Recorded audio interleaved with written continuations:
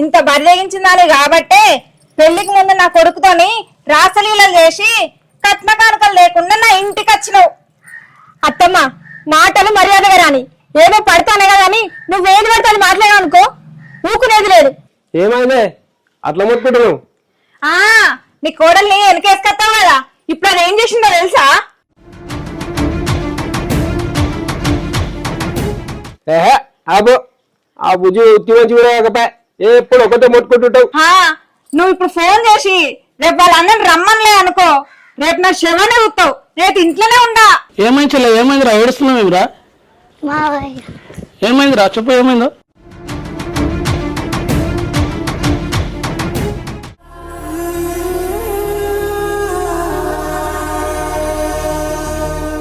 ఆ చెల్లెని చాలా ఇబ్బంది పెట్టింది మీరు, అయినా నేను ఎప్పుడేమనలేదు. నా గురించి చెప్పి మేము భయపట్టించుకోదలుచుకోలే, కానీ ఆ సమయం రానిసుకోవద్దు. ఏంది నువ్వు పెద్ద పులివా?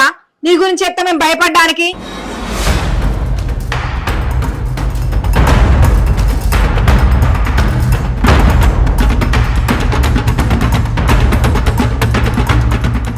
భూమి కోసం, భుక్తి కోసం, పేద ప్రజల విముక్తి కోసం తన ప్రాణాలు కూడా లెక్క చేయకుండా సర్వం అర్పించినటువంటి సాంబ శివుని దళంలో పనిచేసినటువంటి నరసింహ నేను.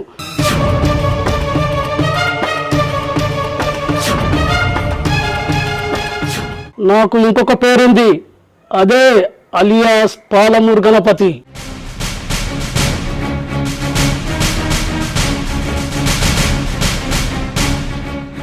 ఇవన్నీ మీకు చెప్పడం ఏంటంటే మీరు భయపడాలనో భయపెట్టించాలని కాదమ్మా. గర్భవతి అయినటువంటి విధవరాలను బాధ పెట్టడం చాలా తప్పు. అది నా చెల్లెలైనా సరే, వేరు ఇంకెవరైనా సరే.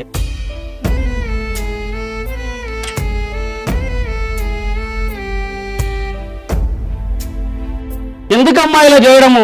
నీ చనిపోయిన కొడుకు తిరిగి ఎలాగూ రాడు. ఆ బుజ్జి గర్భవతితో ఉంది, పుట్టబోయే బిడ్డలో నీ కొడుకును చూసుకుంటే మంచిగా ఉంటది కదా. అంత దూరం నేను ఆలోచించలేదయ్యా. గర్భంతో ఉన్న ఆడవిల్ల అక్రమ సంబంధం ఎలా పెట్టుకుంటుందమ్మా? అలాంటి ఆలోచన ఎట్లొచ్చింది మీకు? అల్లుడు గారు, ఆడల గురించి నీకు తెలిసిందే కదా, నీ చెల్లెల జీవితము మా బాధ్యత. మామ ఇంత తొందరగా అర్థం చేసుకున్నందుకు ధన్యవాదాలు. శ్రీలత, శ్రీలత రామ్మా. ఇన్ని రోజులు నిన్ను తప్పుగా అర్థం చేసుకున్నందుకు మమ్మల్ని క్షమించమ్మా.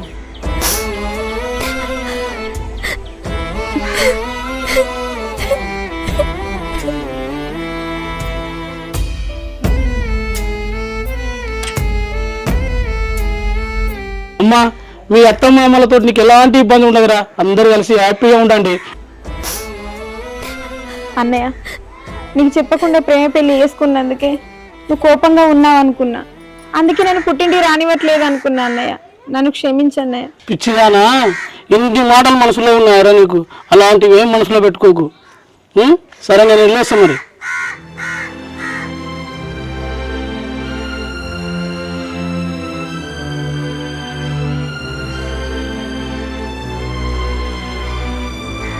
అమ్ములు బంగారు తల్లి లోపలికి పోదాం.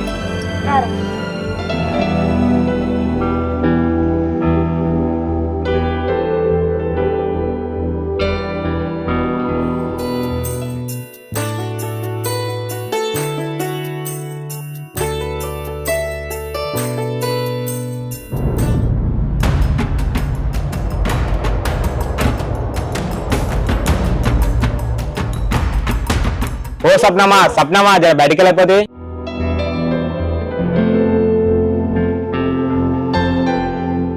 ఏం రో పేరు పెట్టి వెళ్తున్నావు? కళ్ళు ఇట్లా నెత్తికెక్కినా ఏంది? అవునా, నేను చెప్పే మాట వింటే 100 కేజీలు లడ్డు వేసుకొచ్చి నా నోట్లో పెడతారు.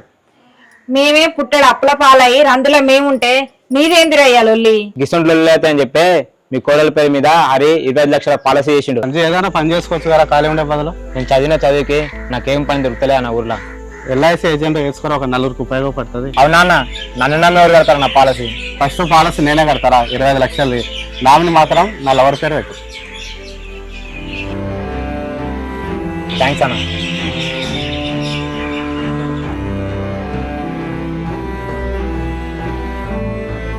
అవి వారం రోజుల్లో రాబోతున్నాయి.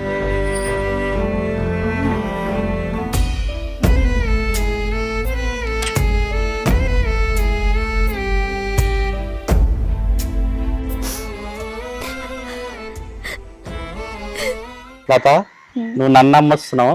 నీకు ఎలాంటి ఆర్థిక కష్టాలు లేకుండా నేనున్నా లేకుండా నేను చూసుకుంటాను మంచిగా. ఏంటి అట్లా మాట్లాడుతాను? నువ్వు లేనప్పుడు ఆ డబ్బులు నాకెందుకు? లత, నేనున్నప్పుడు డబ్బు సమస్య లేకుంటుంది నీకు, నేను లేనప్పుడే డబ్బు సమస్య వస్తుంది. అయినా ఇవెందుకు మాట్లాడుతున్నావు ఇప్పుడు?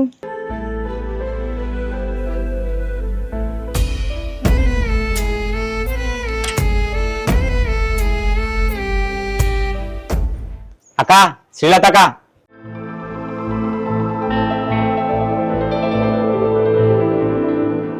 అత్త ఎప్పుడు అదేం తిడుతూ ఉంటావు, చిట్టీలు కట్టాడు అని. ఇప్పుడు ఎల్ఐసి కట్టిండు, అతని ద్వారానే మీకు అప్పులన్నీ తిరిగిపోతున్నాయి. వాడు చనిపోయి మరీ మిమ్మల్ని బతికిస్తున్నాడు అత్త.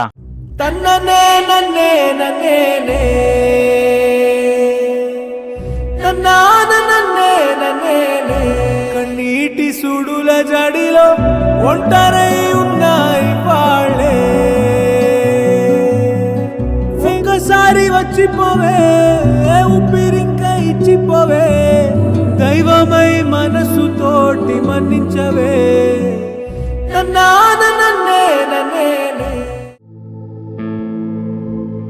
అత్త, మీకు ఎలాంటి కష్టాలు ఉండవు, ఎలాంటి భారాలు ఉండవు ఈ ఎల్ఐసి చేసినందుకు. నేనే అర్థం చేసుకోలేకపోయినా అమ్మా. అడు మన కుటుంబానికి మంచి చేద్దాం అనుకున్నా, నేనే ఏదో పిచ్చి ఆలోచనలతోనే అక్రమ సంబంధాన్ని అంటగట్టిన. క్షమించమ్మా. అత్తమ్మ, మీ స్థానంలో ఎవరున్నా కూడా ఇలానే ఆలోచించేవారులేండి.